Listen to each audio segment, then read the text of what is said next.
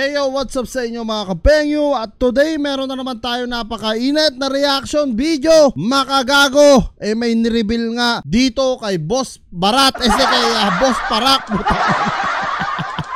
na kung saan mga kapengyo, about nga ito sa pagpapasahod niya ng mga tao. Na kung saan alam naman natin yung naging rebuttal nga niya dito kay Makagago na talagang naging comedy na lang, no, etong si Boss Parak, at pinapakita niya doon na nabibigay siya ng pera kahit hindi nag-overtime. Pero sa kabila ng yun mga kapengyo, meron palang tinatago o meron palang baho, no, etong si Boss Parak. At tara mga kapengyo, panoorin natin dito kay Makagago. What's up men yan? In-reveal niya yung mga sahod, no, na naging tauhan nga nito.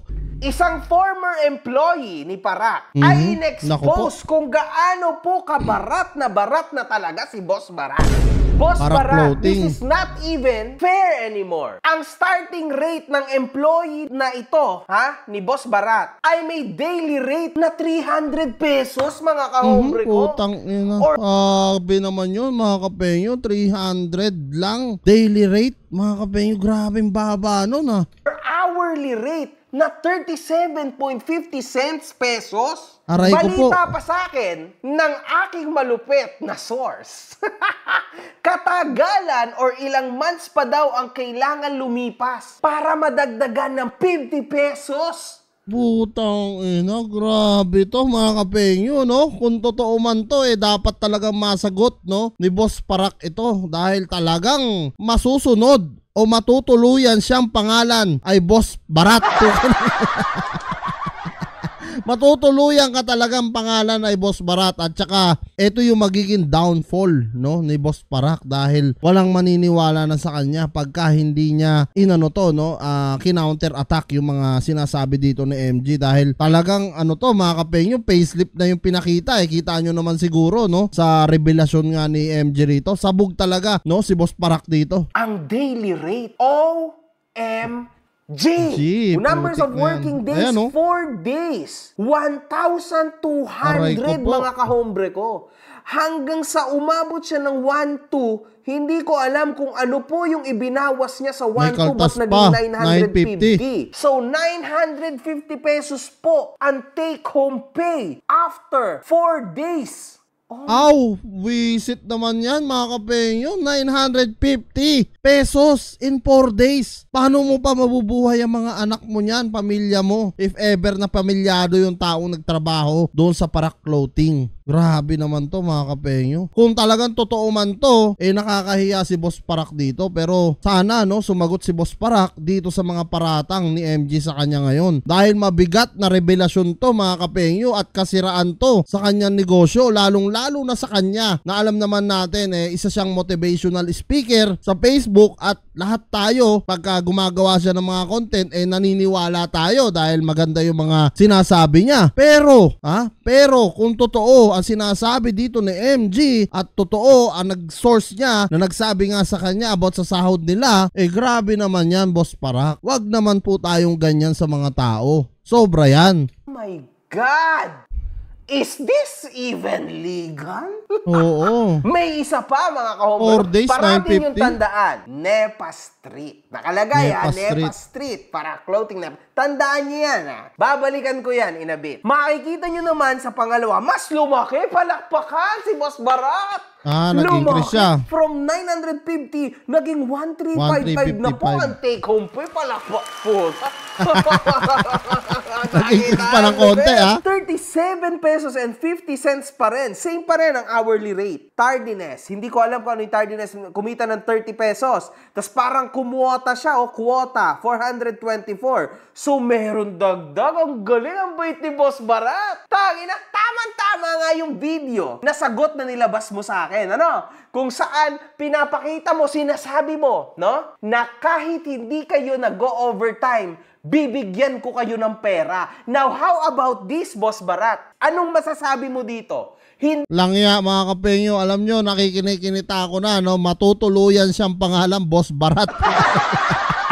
Ang angas sana Boss Parak, no? Parang pulis na talagang hindi mo pwedeng banggain Pero eto, no? Nabaliktad ka tuloy ngayon, Boss Parak, no? Eto sana sagutin mo para sa iyong mga manonood at lalong-lalo na sa mga fans mo kasi nakakahiya to. Habang tumatagal na naiko-content ka gaya ni MG at nila Nico David, tapos talagang nalulubog ka rito, Boss Parak, no? Nalulubog ang pangalan mo rito. Kahit pa sabihin natin na talagang tinitiko mo yung bibig mo at binapabaya-pabayaan mo lang, pero hindi mo alam yung mga followers mo, yung mga ibang subscribers mo ay nawawala ng gana sa'yo, no? Dahil sa pangyayaring to, no? Hindi ba dapat ito yung mga tao na binibigyan mo ng pera?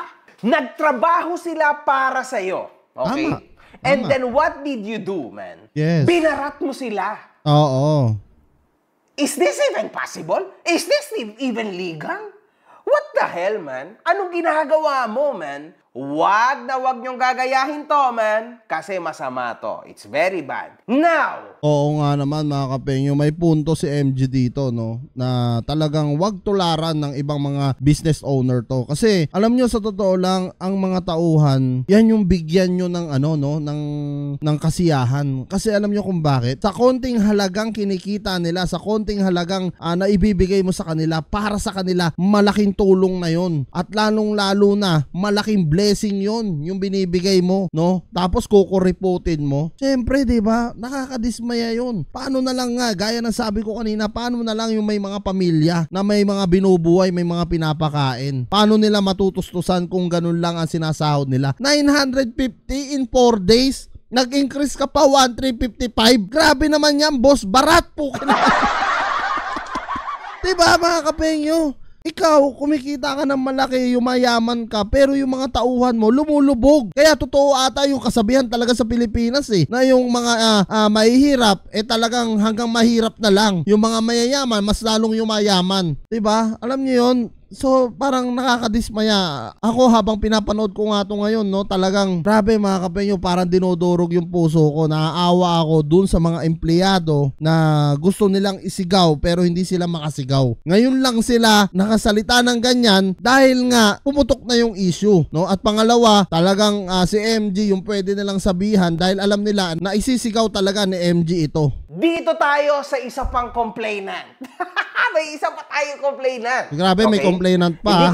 So it means maraming may ayaw na sa patakaran ni Boss Parak. Kung sino siya, obviously, but this is real.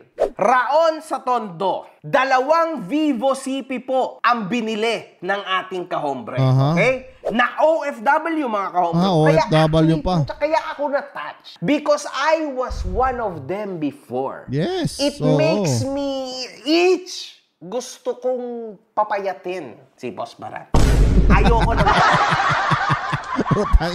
Paiimpisin ka ngayon, Boss Parak. Ganito, nang inaapi ang mga OFW, man. Because I was one of them and I respect them hanggang sa mamatay ako. No, hindi ako makakapayan. Ang kwento niya, umorder siya online ng 2 Vivo na cellphone sa branch ni Parak. Sa branch ni Parak sa Cavite. 1 week pa lang daw sira na, mga kahombre ko. Nako po, at ang isa naman ay 2 buwan pa lang sira na. Natanggal daw ito ng OFW nang bukas na at walang warranty seal. Aray ko Siyempre, po. wala siyang magagawa, mga kahombre ko. OFW nga di ba? Ayun daw, ang kadahilanan, sira agad ang mga cellphone. Nako. Well, matalino ang ating OFW. Pina-check niya daw ito sa Vivo Customer Service yung unit. Okay?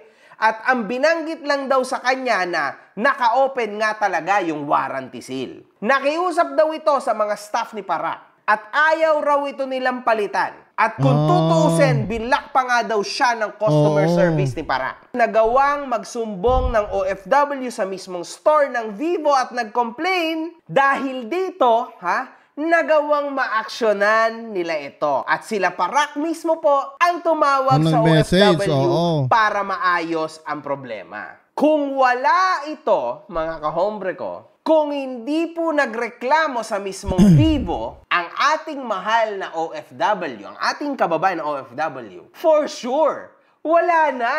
Binlock na Wala na Magaling kang kupal ka. Natakot lang po siya, mga kahombre ko. Alam niyo kung bakit? Kasi nagreklamo siya sa DTI. So wala po naging choice yung mga bata ni Parak. kundi tawagan, asikasuhin, and oo. trabahuhin. Yung dapat na trabahong tinakbuhan na nila. See? Parak! Oh my God, man! Pagtapos ng video na to, man, matatapyasan ka ng maraming kilo. For sure, pawisan ka na ngayon.